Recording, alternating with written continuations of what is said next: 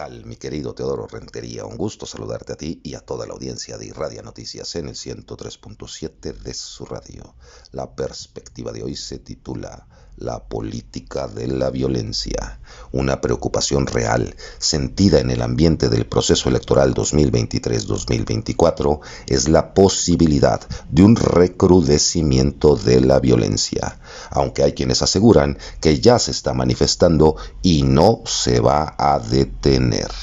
Pareciera correlacionarse la expansión territorial de las actividades delictivas organizadas con la proliferación e intensificación de actos violentos, al paso del tiempo siendo cada vez más notorios, inocultables, aún para un régimen que quisiera tenerlo todo bajo control.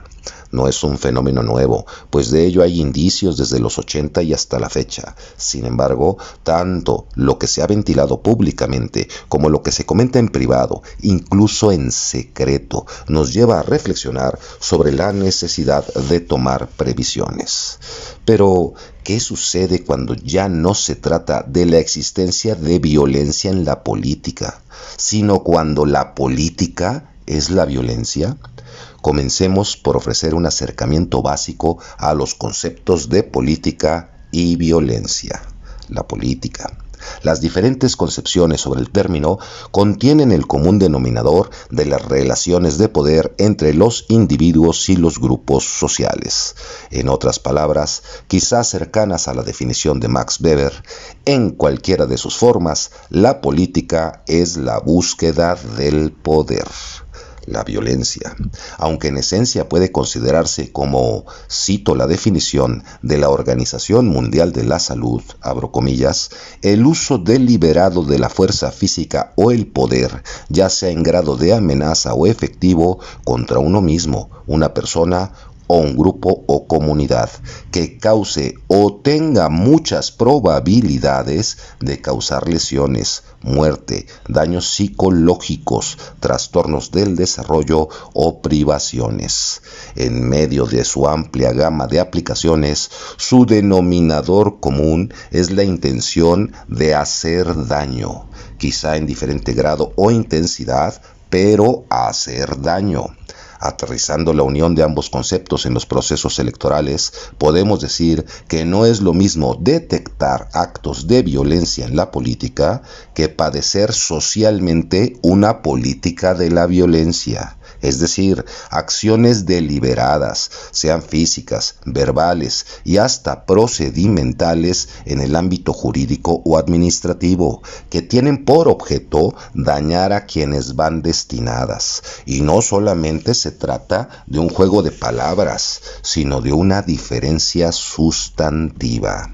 Desde arriba y hasta abajo de lo que podríamos pensar como una especie de pirámide de la estructura del poder político en México, donde en la cúspide se encuentra el presidente de la República y hasta llegar a su base, donde se encontrarían las presidencias municipales y sus órganos auxiliares, nos topamos con la violencia como eje rector de la competencia electoral, no con propuestas, diálogos y acuerdos, no, con discordia y enfrentamientos, abiertos u ocultos, pero al final con violencia política.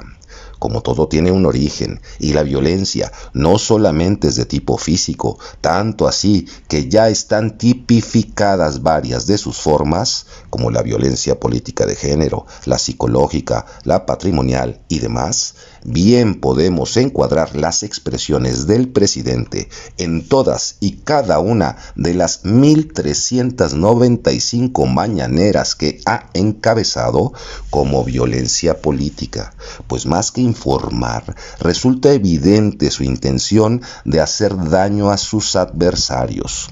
No son 20, ni 30, ni 1,000 veces que se ha lanzado verbalmente contra personas en lo particular o instituciones en lo general, sino decenas o quizás centenas de miles de veces que con toda la intención ejerce violencia verbal, que es muy diferente de la crítica o el análisis que él justifica con el ejercicio de su libertad de expresión y la defensa de su derecho de réplica.